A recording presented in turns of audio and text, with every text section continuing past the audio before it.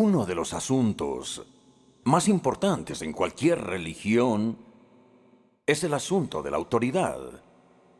¿Por qué autoridad creemos lo que creemos y por qué autoridad enseñamos lo que enseñamos? No podemos ponernos de acuerdo en nada hasta que nos hayamos puesto de acuerdo primero en cómo estar de acuerdo. Además, tenemos que pensar en la autoridad de la Escritura contra el trasfondo de la crisis contemporánea de la autoridad. Hoy autoridad no es una palabra nada popular, eso no es necesario que lo diga. La gente busca la libertad y da por sentado que la libertad y la autoridad son incompatibles. Pensemos, por ejemplo, en la rebeldía contra la autoridad en el mundo secular. Por supuesto, ha habido muchas rebeliones y rebeldías que empezaron, supongo, con la desobediencia de Adán en el jardín del Edén. Pero quizá ninguna ha sido tan profunda y tan generalizada como la rebeldía que surgió en la década de los años 60, cuando el movimiento secular de la libre expresión estalló en la Universidad de California, en Berkeley. Y cuando los estudiantes franceses formaron barricadas en las calles de París.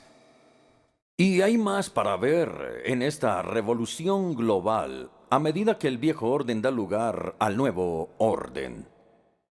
Ustedes estarán de acuerdo conmigo en que toda la autoridad establecida está siendo desafiada hoy. La autoridad de los padres y los maestros, la autoridad de los colegios y las universidades, la autoridad de la Iglesia y el Estado, la autoridad del Papa, la autoridad de la Biblia e incluso la autoridad del mismo Dios. Ahora bien, por supuesto, es correcto protestar contra una autoridad opresora.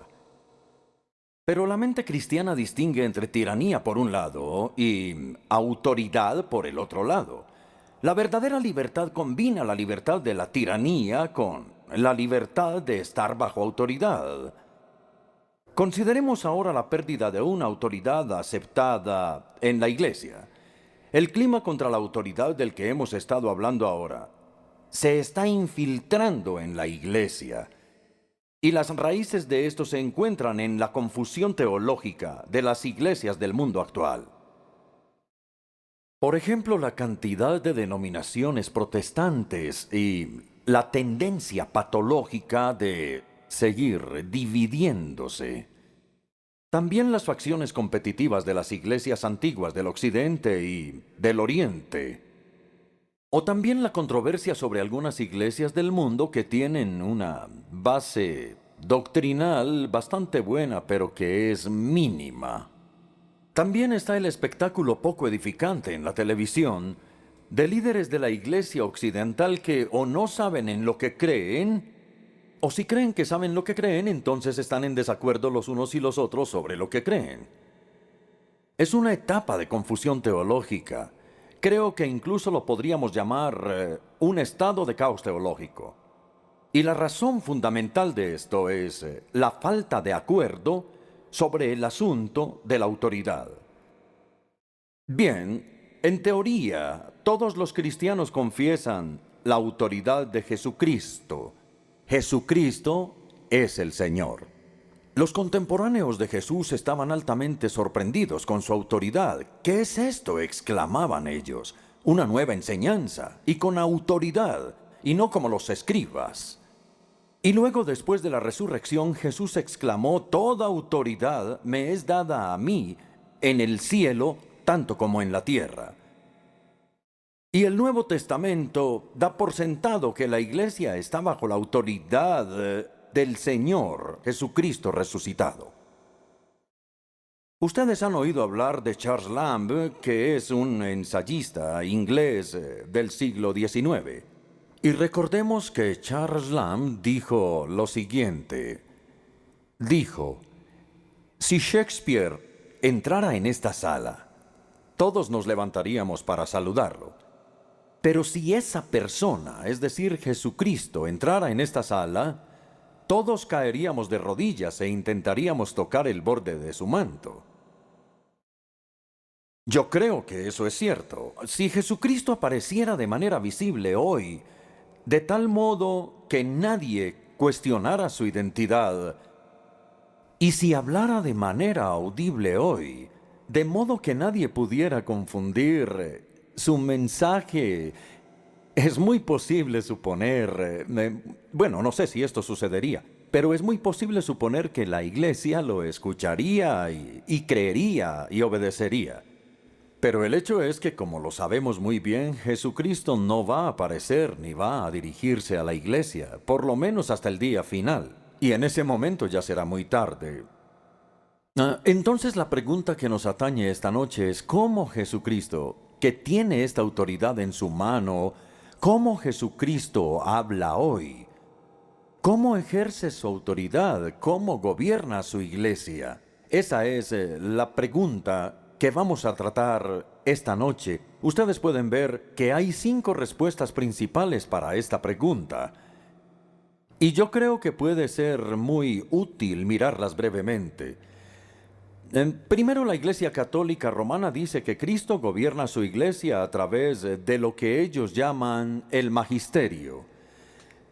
Se trata de la autoridad que ellos creen que Dios le ha dado al Papa y a los obispos católicos que rodean al Papa. Luego tenemos las iglesias ortodoxas orientales. Ellos buscan su autoridad en lo que llaman la tradición santa. Pero la tradición santa para ellos incluye la Biblia y el credo y los 7 concilios ecuménicos y la liturgia y los escritos de los padres de la Iglesia.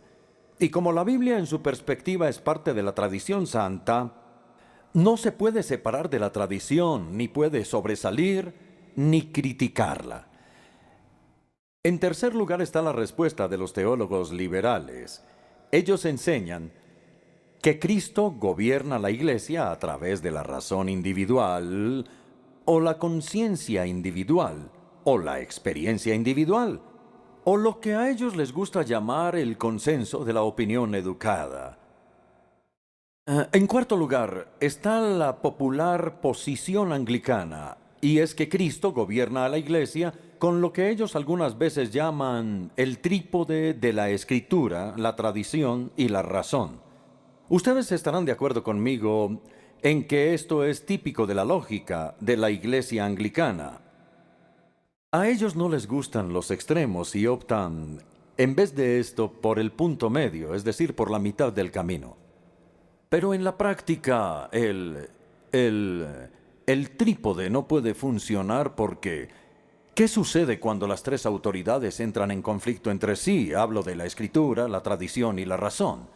Debe haber una autoridad suprema que esté por encima, lo que me lleva a la quinta explicación, que es la explicación reformada y evangélica.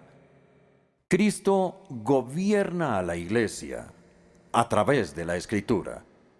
La escritura es el decreto real por medio del cual el Rey Jesucristo gobierna a su iglesia. La tradición y la razón son importantes. Ambas juegan un papel vital en la explicación de la escritura y en la aplicación de la escritura, pero la escritura tiene una autoridad suprema en la iglesia. Muy bien, esa es la tesis que voy a tratar de desarrollar esta noche.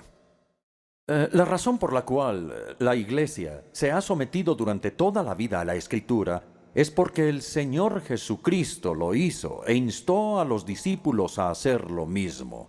De manera que la autoridad de Cristo y la autoridad de la Escritura o permanecen juntas o caen juntas.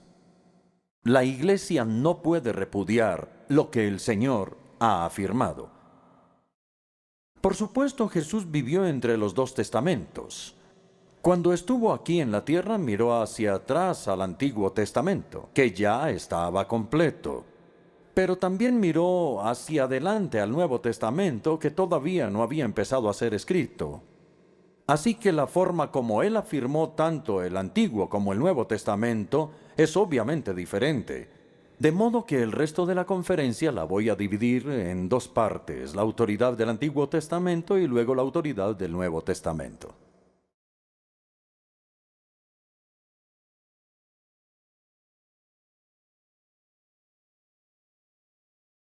Consideremos por un momento la visión que tenía Jesús de la Escritura, como se ve en el uso que hizo de ella. Su sumisión personal a la Escritura del Antiguo Testamento se ve en tres esferas. Primero, se ve en su obediencia moral o en su conducta moral. Jesús estaba determinado a obedecer lo que se había escrito sobre él en la Escritura. Creo que no hay ejemplo más admirable que su encuentro con el diablo en el desierto de Judea, cuando fue tentado a dudar y a desobedecer a Dios. Y cada tentación, Jesús la enfrentó con una cita correspondiente de Deuteronomio 6 o Deuteronomio 8. Aléjate de mí, Satanás. Es lo que Jesús le dijo al demonio. Aléjate de mí porque escrito está, aléjate. Esa sola palabra griega, geograptai, quiere decir escrito está, era suficiente en sí misma. No había necesidad de discutir el asunto, no había necesidad de argumentar, no había necesidad de invitar al diablo a la mesa de negociaciones. El problema ya había sido resuelto por la Escritura, escrito está. Entonces, no desobedecerás porque escrito está en la Escritura. La subordinación voluntaria del Hijo de Dios a la palabra de Dios es demasiado significativa. Jesús mismo vivió bajo su autoridad moral por sí mismo. En segundo lugar, vemos su sumisión en su misión oficial, en su comprensión de lo que era su misión en el mundo. Los evangelios en realidad revelan cómo Jesús llegó a saber quién era, es decir, su identidad, o lo que había venido a hacer al mundo, su misión. Pero él debió haber entendido estas cosas quizás gradualmente, a través de la Escritura, a medida que Dios le hablaba a través de la Escritura y él meditaba en ella. Sus citas del Antiguo Testamento hacen que esto sea muy evidente. Jesús afirma ser tanto el Hijo del Hombre, de quien se escribe en Daniel 7, como el siervo sufriente del Señor, de quien se escribe en Isaías 53. Él afirma ser el Hijo del Hombre que aparece en Daniel, que vendría en las nubes del cielo, y a quien todas las naciones adorarían en su gloria. Y cumplió el pasaje del siervo sufriente del Señor que aparece en Isaías, que el siervo tenía que sufrir y morir por los pecados del mundo y luego traer luz a las naciones. De hecho, no sé si han observado que Jesús hizo lo que nadie había hecho antes, es decir, fusionar esas dos imágenes, la de el Hijo del Hombre que habla de su gloria y el siervo del Señor que habla de su sufrimiento. Y Jesús dijo que él debía entrar en su gloria como el Hijo del Hombre a través del sufrimiento. El Hijo del Hombre se irá, Marcos 14:21. El Hijo del Hombre se irá tal como está escrito de él.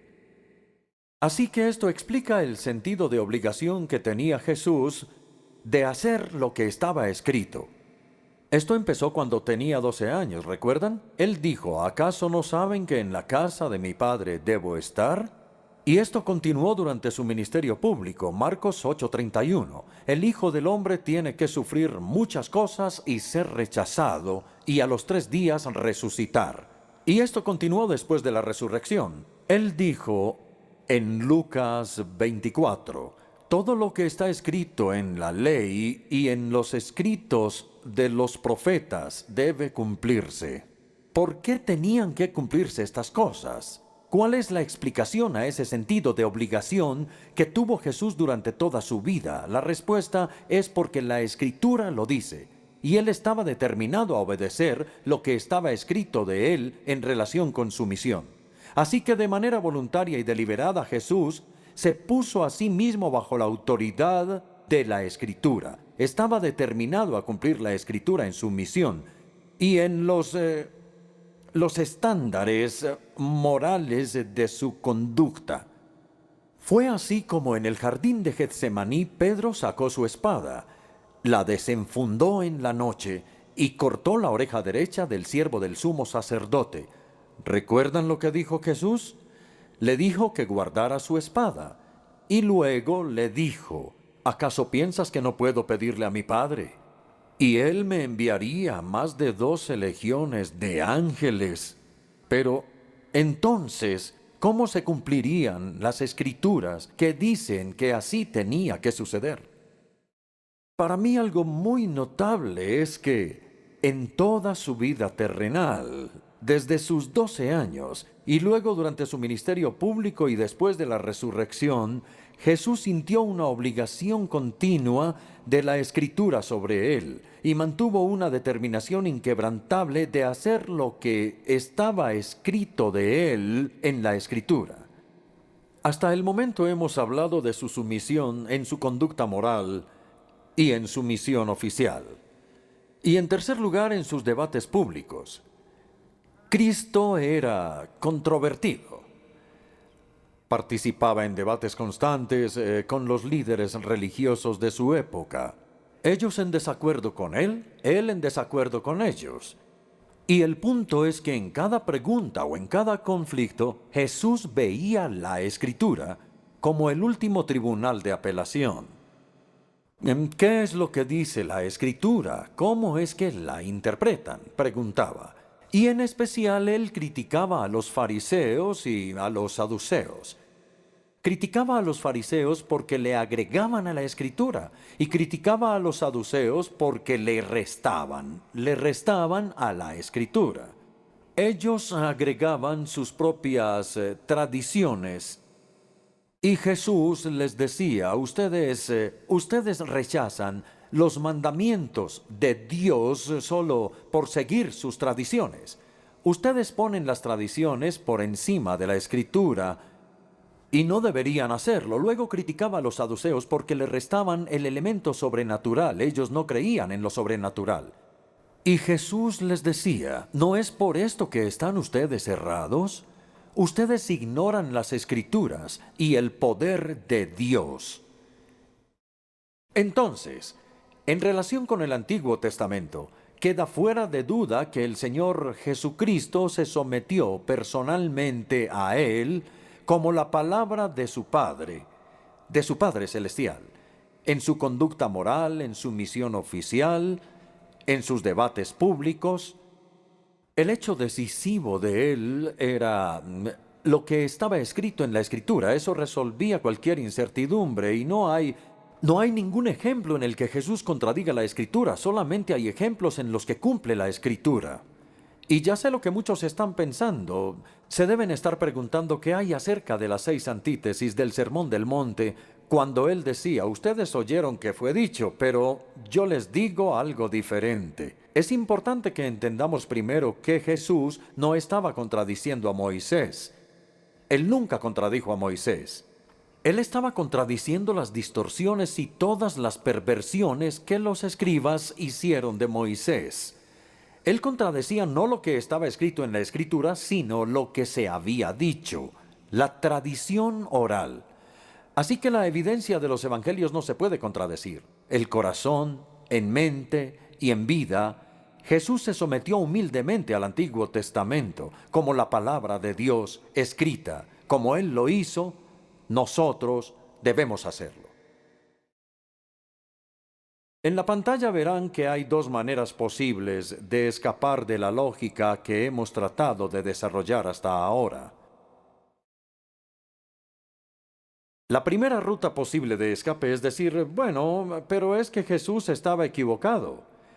Él pensaba que la Escritura era la palabra de Dios, que tenía autoridad, que era inspirada y que era infalible, pero estaba equivocado. Él estaba encarcelado por la encarnación en la mentalidad limitada de un judío del primer siglo. Entonces, claro que creía en la autoridad de la Escritura. Todos los judíos contemporáneos creían en la autoridad de la Escritura, pero como ellos, él estaba equivocado. Esta teoría se conoce comúnmente como la teoría de kenosis. Kenosis en griego significa vaciamiento. Esta palabra está tomada de Filipenses 2:7, ekenosensioton, que se vacía a sí mismo en la encarnación. Entonces, la pregunta que los teólogos de todos los tiempos han debatido es ¿de qué se vació? Los eruditos liberales dicen, bueno, si no se vació de su deidad, por lo menos se vació de su conocimiento sobrenatural y como él se vació fue de eso, es entendible que haya cometido errores. Y entre los errores que cometió está la perspectiva errónea de la Escritura. Ahora pensemos cuidadosamente en esto. Es verdad, hasta donde podemos decir, que durante su vida en la tierra Jesús no era omnisciente. Por lo menos hacía preguntas, lo que sugiere que él no sabía la respuesta. De otra manera no habría tenido mucho sentido hacer preguntas como ¿cuál es tu nombre? Pero lo más importante es que él específicamente dijo que no sabía la fecha de su venida. Él dijo que los ángeles no sabían, que los seres humanos no sabían y que él no sabía, que solo el Padre sabía cuándo él regresaría. Entonces, lo que es notable sobre la declaración de Jesús es que él sabía lo que no sabía. Él no era ignorante de su ignorancia. Así que como sabía los límites de su conocimiento, él permaneció dentro de ellos y no se salió de ellos. Él enseñó solo lo que su padre le dijo que enseñara y por consiguiente no cometió errores. Aunque yo no pienso que él era omnisciente, sí era inerrante. Y entonces su enseñanza sobre el Antiguo Testamento no tenía errores, y eso era verdad. De modo que esa es la primera ruta posible de escape, que es decir que él estaba equivocado debido a la kenosis. Ahora la segunda. La segunda ruta posible de escape es decir que él fingió que creía en la autoridad de la Escritura, pero en realidad no creía. Él sabía perfectamente bien que la Escritura no era infalible, pero como sus contemporáneos creían que sí lo eran, y como él no quería, digamos, molestarlos en exceso, entonces él continuó con su error y fingió que él también lo creía. Esta es la teoría de la acomodación porque él deliberadamente se acomodó a su perspectiva, aunque él sabía que estaba errada. Pero esta teoría, como espero que ustedes estén de acuerdo conmigo, es intolerable. Atribuirle a Jesucristo el engaño consciente es una calumnia a su propia integridad. Además, Jesús nunca dudó en estar en desacuerdo con sus contemporáneos. Cuando estaba en desacuerdo con ellos, nunca dudó en decirlo públicamente, que él criticó sus perspectivas sobre la tradición, sobre el día de reposo, sobre el ayuno, sobre la concepción política del Mesías. Entonces, si estuvo en desacuerdo con todas estas cosas, ¿por qué no iba a estar en desacuerdo con su perspectiva sobre la Escritura, si de verdad estaba en desacuerdo? Además, la teoría de la acomodación hace a Jesús culpable del pecado que él más detestaba, y es el pecado de la hipocresía, pretender creer lo que uno no cree. Vamos a recapitular sobre lo que hemos dicho hasta este momento. Hay dos intentos de ruta de escape y ambas declaran que la enseñanza de Jesús estaba errada. De acuerdo con la primera, el error de Jesús era involuntario, no podía evitarlo. Era porque él estaba encarcelado en la mentalidad de un judío del primer siglo. De acuerdo con la segunda, el error de Jesús era deliberado. Él decidió fingir que estaba de acuerdo cuando no lo estaba. De acuerdo con la primera, Jesús fue engañado. De acuerdo con la segunda, él era un engañador. Pero la teoría de kenosis y la de la acomodación deben ser rechazadas fuertemente. Desacreditan seriamente la honestidad, la integridad y la autoridad del Hijo de Dios. Y contra estas especulaciones difamatorias, decimos que Jesús sabía lo que decía, quería decir lo que decía, y era verdad. Así que nosotros también debemos creer y enseñar estas cosas. Ahora pasamos de la autoridad del Antiguo Testamento, el cual Cristo aprobó, a la autoridad del Nuevo Testamento. el cual Jesucristo dispuso.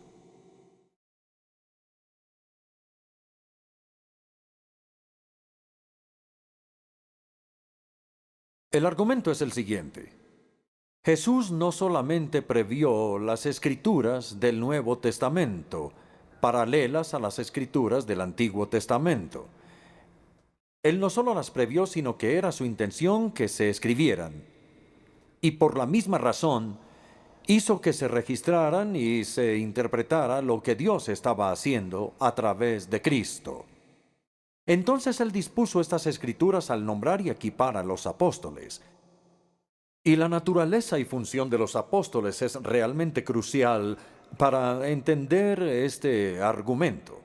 Consideremos ahora la palabra apóstolos, que es la palabra griega de apóstol. El verbo apostolain significa enviar, y entonces el sustantivo apóstolos significa aquel que es enviado, y se utiliza en el Nuevo Testamento de tres maneras bien distintas. Y tenemos que entender esto. Una sola vez y solo una vez se refiere a todo el pueblo cristiano. Todos los discípulos de Jesús son de alguna manera apóstoloi, enviados al mundo.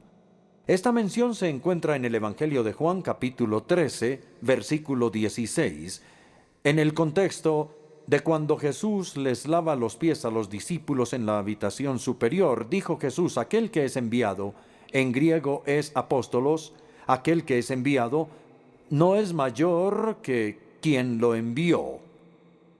Así que todo esto en un sentido es parte de la misión apostólica de la Iglesia. Jesús dijo: así como el Padre me ha enviado a mí al mundo, así los envío yo al mundo. Todos somos enviados al mundo a testificar y a servir, y en ese sentido todos somos apóstoles.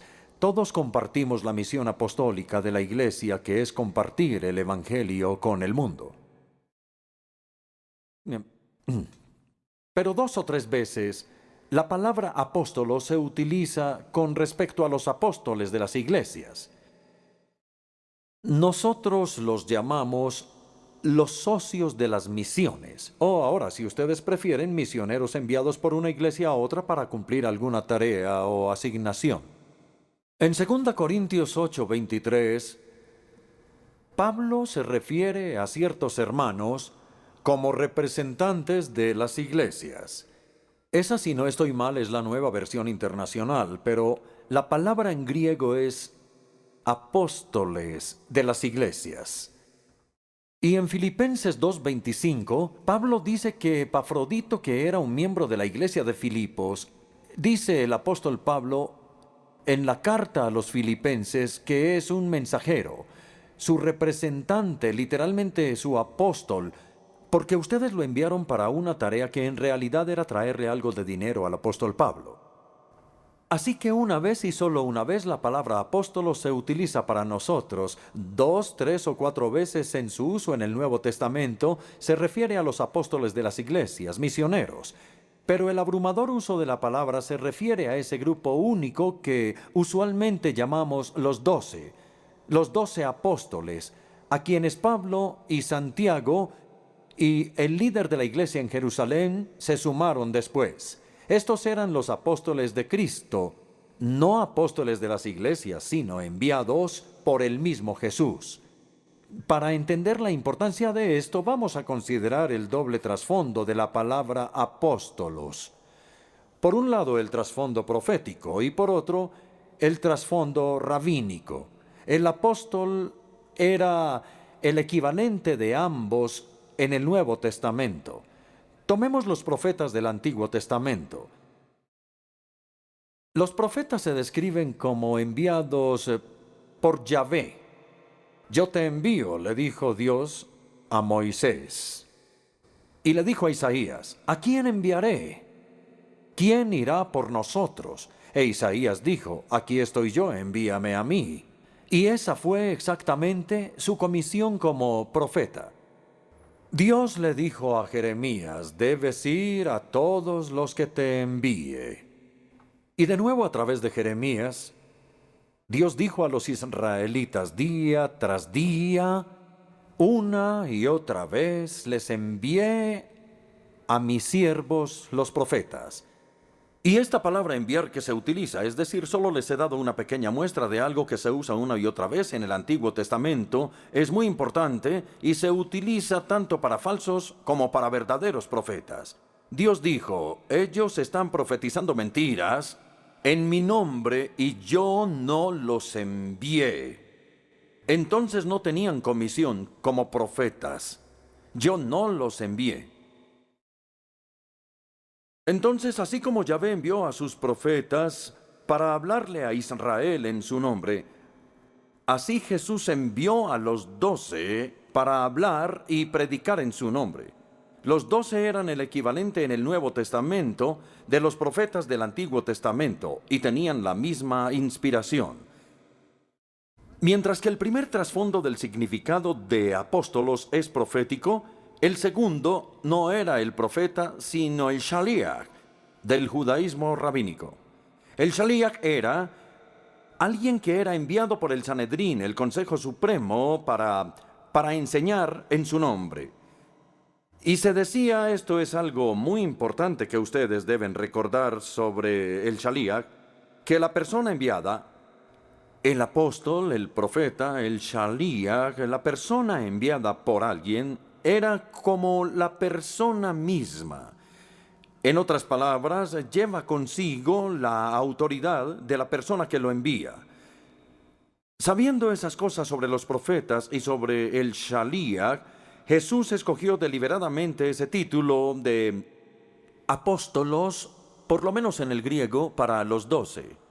Lo que voy a decir a continuación es textual. Él llamó a sus discípulos y escogió a 12 de ellos, y en su conjunto decidió llamarlos apóstoles. Lucas 6:13. Entonces ellos eran sus voceros, sus embajadores, eran sus representantes autorizados, sus apóstoles enviados por él a este mundo.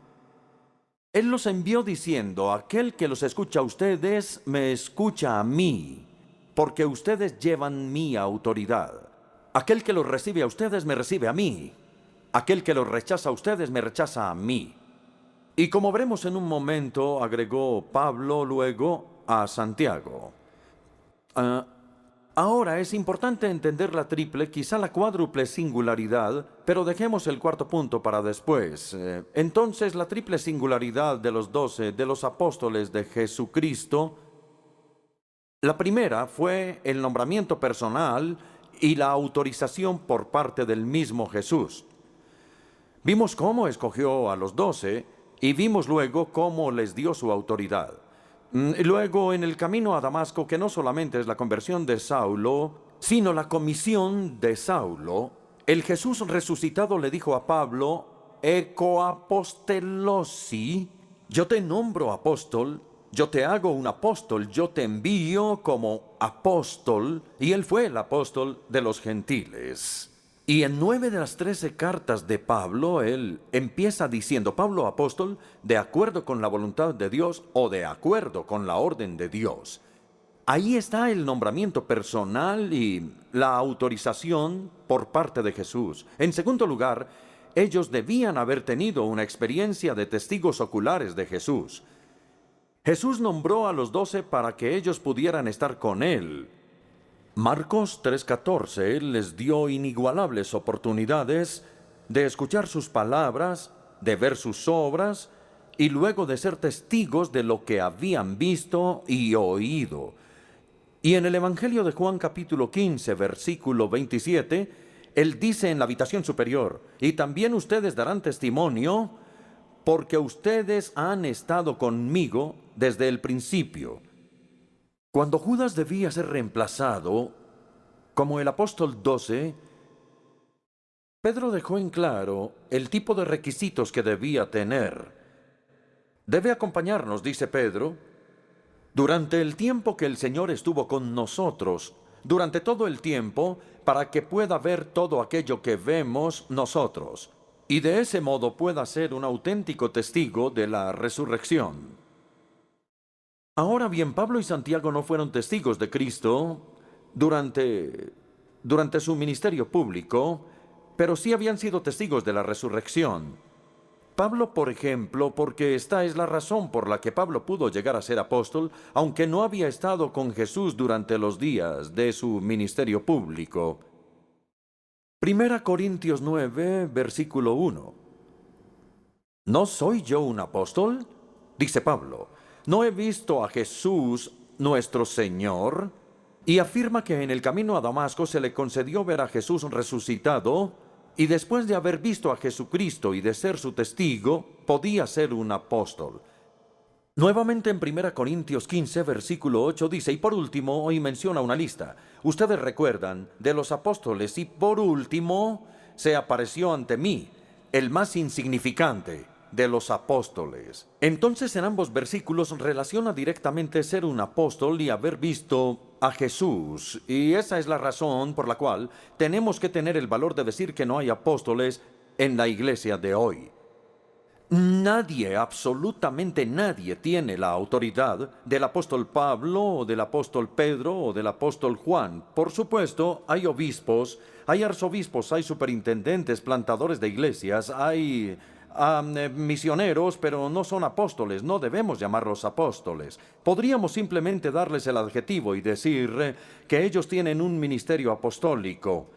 Pero yo les he dicho a veces a mis amigos carismáticos, ¿ustedes creen que hay alguien en la iglesia de hoy que tenga una autoridad comparable con la autoridad de Pablo, de Pedro y de Juan? Y por supuesto dicen, no, por supuesto que no. No hay nadie que tenga esa autoridad.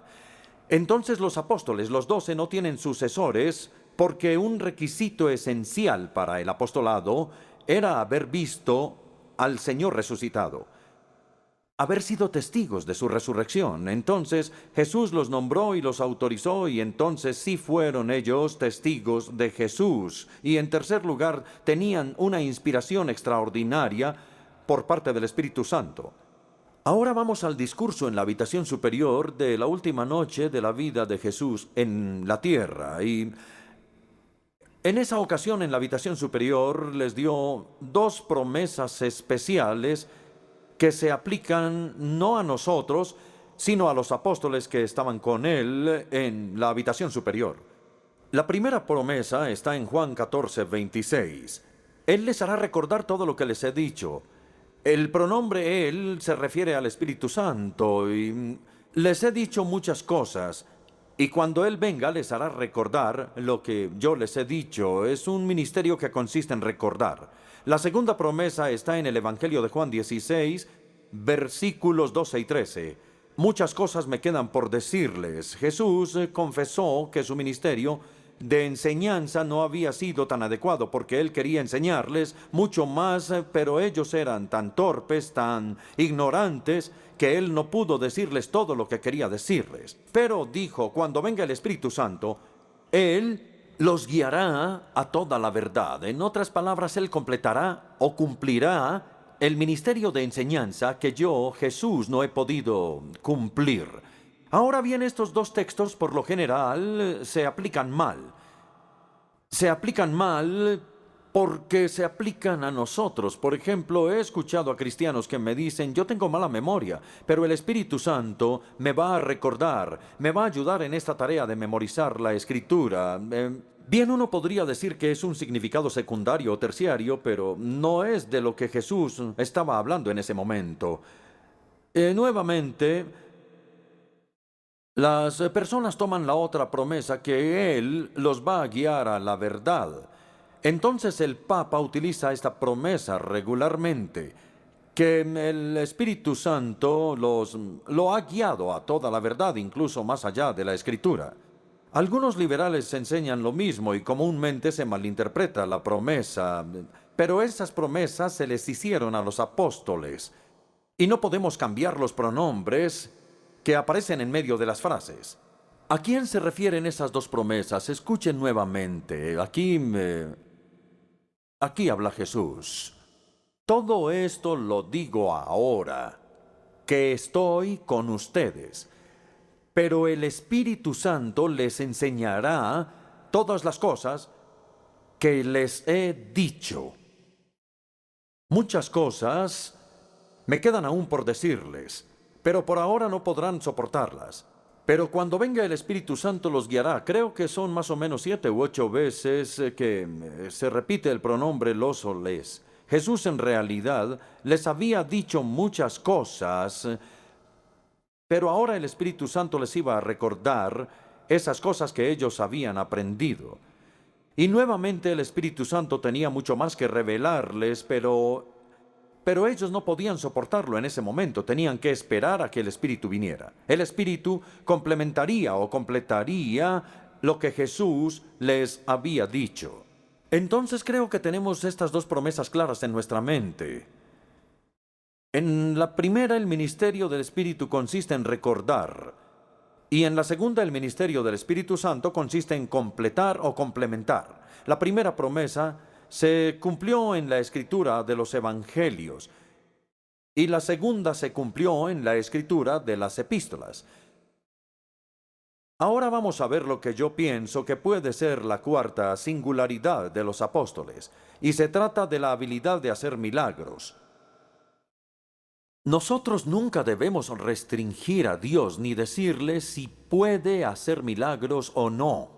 Pero si queremos tener una comprensión bíblica de los milagros, debemos decir que su propósito principal ha sido autenticar las etapas recientes de la revelación. Una de ellas es la enseñanza de los apóstoles. El apóstol Pablo pudo decir, como en 2 Corintios 12, versículo 12, él dice, las marcas distintivas de un apóstol, tales como señales, prodigios y milagros se dieron constantemente entre ustedes. Las marcas distintivas de un apóstol. Pablo dice que su propio ministerio de enseñanza como apóstol se vio autenticado por los milagros. Ahora vamos a pasar de las 4 singularidades de los apóstoles al reconocimiento de su singularidad.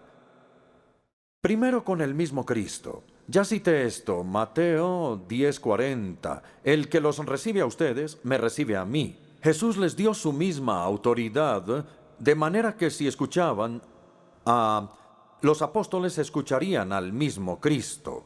En segundo lugar, su singularidad fue reconocida por los mismos apóstoles.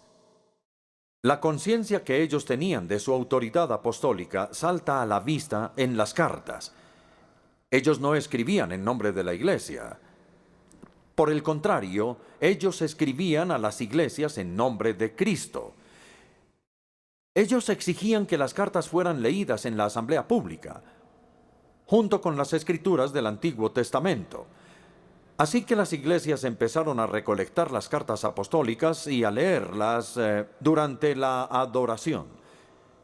Y Pablo le agradece a Dios en 1 Tesalonicenses, porque cuando los tesalonicenses recibieron su mensaje, no lo recibieron como las palabras de un hombre, sino como las palabras de Dios. Y ahí Pablo está afirmando que sus palabras eran las de Dios.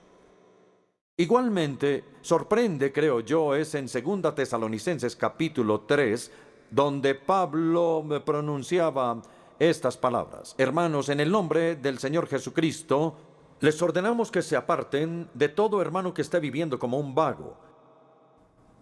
Y si alguno no obedece las instrucciones de esta carta, y nosotros nos preguntamos, pero ¿quién es este que está dando órdenes y que espera que se le obedezca?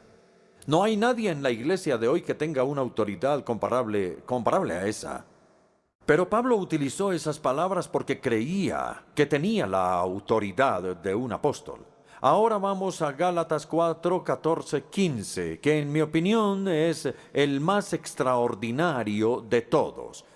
Como bien saben, les escribió a los Gálatas, como bien saben, la primera vez que les prediqué el evangelio fue debido a una enfermedad. No sabemos qué enfermedad. Algunas personas creen que le dio malaria en los pantanos de Panfilia y que cuando llegó a las montañas estaba enfermo. Le había afectado los ojos y lo había desfigurado. Y entonces él les dice, si ustedes hubieran podido, me habrían dado sus propios ojos, me habrían hecho un trasplante de ojos. En todo caso, mi enfermedad fue una prueba para ustedes, tal vez porque lo había desfigurado. Pero no me trataron con desprecio ni desdén, al contrario, me recibieron como un ángel de Dios, como si se tratara de Cristo Jesús. Yo creo que esto es lo más sorprendente. Él no los reprendió por tenerlo en alta estima. No, ellos tenían razón en pensar que él tenía la autoridad de Jesucristo, porque ellos eran los apóstoles de Cristo. Ellos eran sus representantes, sus plenipotenciarios. Así que la autoridad única de los apóstoles fue reconocida por los apóstoles mismos. En tercer lugar, fue reconocida por la iglesia primitiva. Ellos creían que cuando la era apostólica llegó a su fin y el último de los apóstoles murió, ellos entraron en una situación nueva juntos.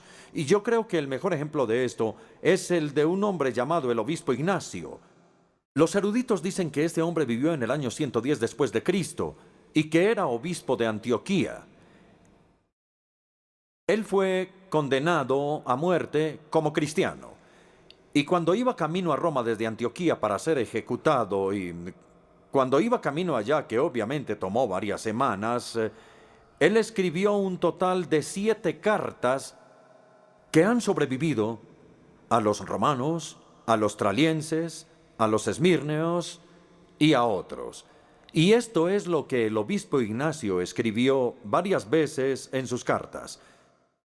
No les doy mandamientos como Pedro o Pablo, porque yo no soy un apóstol, sino un hombre condenado. Ahora bien, él era obispo de la Iglesia de Dios. Fue una de las primeras evidencias de lo que llamamos un episcopado monárquico. Pero él dijo, no soy un apóstol, no tengo la autoridad de los apóstoles, y no les puedo dar mandamientos como ellos. Entonces, en las primeras batallas con los herejes, los padres de la iglesia como Tertulio e Irineo apelaron a la enseñanza de los apóstoles. Y también lo hizo Atanasio en su apología de los arrianos. Ahora creo que debemos considerar el canon del Nuevo Testamento y por qué llegó a establecerse.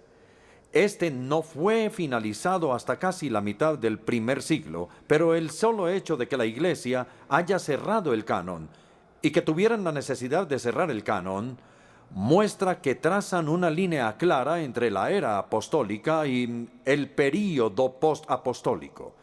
La prueba de si un libro era canónico era si era apostólico. Ellos se preguntaban, ¿este libro fue escrito por un apóstol? Y si no, ellos miraron todos los libros. Por ejemplo, Lucas no era un apóstol, pero fue un compañero cercano del apóstol Pablo. Entonces sí venían del círculo de los apóstoles. Si tenían la enseñanza de los apóstoles, si el libro era apostólico en alguna manera, entonces era aceptado en el canon del Nuevo Testamento. Ya casi termino. Pero tengo otros 2 ejemplos que quiero compartir con ustedes. En cuarto lugar, los reformadores del siglo XVI entendieron bien la unicidad de los apóstoles de los 12. Les voy a leer una cita de Lutero. Así se refiere al Sermón del Monte. Así Jesús somete a todo el mundo a los apóstoles. Y a través de ellos, y solo de ellos, el mundo debe ser iluminado. Todas las personas del mundo, reyes, príncipes, señores, eruditos, sabios, santos, todas las personas del mundo tienen que sentarse mientras los apóstoles permanecen de pie. Tienen que permitir que se les acuse y se les condene en su sabiduría y en su santidad como hombres que no conocen ni la doctrina, ni la vida, ni una relación correcta con Dios. Todo el mundo tiene que sentarse mientras los apóstoles permanecen de pie para enseñarles. Y el quinto ejemplo es la iglesia contemporánea. Y es sorprendente que este ejemplo viene de la iglesia anglicana. En la conferencia de Lambeth de 1958, hace ya algunos años, los obispos produjeron una muy buena declaración sobre la Escritura y quiero citarles una parte de ella. La iglesia no está sobre las Santas Escrituras, sino bajo ellas.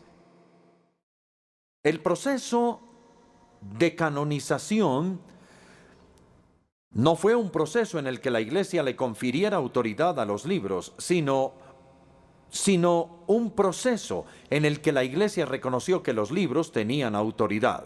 ¿Y por qué? Se reconocía que los libros tenían el testimonio de los apóstoles en cuanto a la vida, a la enseñanza, a la muerte y a la resurrección del Señor Jesús. Y la interpretación que los apóstoles hicieron de estos eventos escuchen esto, es a una autoridad apostólica que la Iglesia siempre debe inclinarse. Entonces hay una necesidad por parte de la Iglesia de inclinarse a la autoridad de los apóstoles. Bien, es hora de resumir y concluir.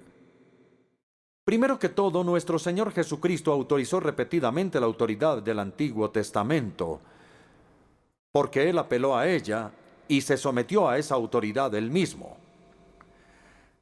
En segundo lugar, el Señor Jesucristo dispuso deliberadamente la escritura del Nuevo Testamento, ya que nombró y equipó a los apóstoles para que hablaran y enseñaran en su nombre. Entonces el Antiguo Testamento y el Nuevo Testamento, aunque en maneras diferentes, llevan el sello de su autoridad. Por consiguiente, si deseamos someternos a la autoridad de Cristo, debemos someternos a la autoridad de la Escritura. Si deseamos escuchar la voz de Cristo, debemos escuchar la Escritura a través de la cual Él habla, porque la autoridad de la Escritura lleva consigo la autoridad de Cristo. La última pregunta que debemos hacernos esta noche, y la última pregunta ante toda la iglesia hoy es ¿quién es el Señor? ¿La iglesia es el Señor Jesucristo? ¿Y tiene el poder de editar y manipular su enseñanza? ¿O es Jesucristo el Señor de la iglesia? Y entonces la iglesia debe obedecerle. Y como Jesucristo es el Señor, no debemos tener ninguna duda sobre la respuesta a esta pregunta.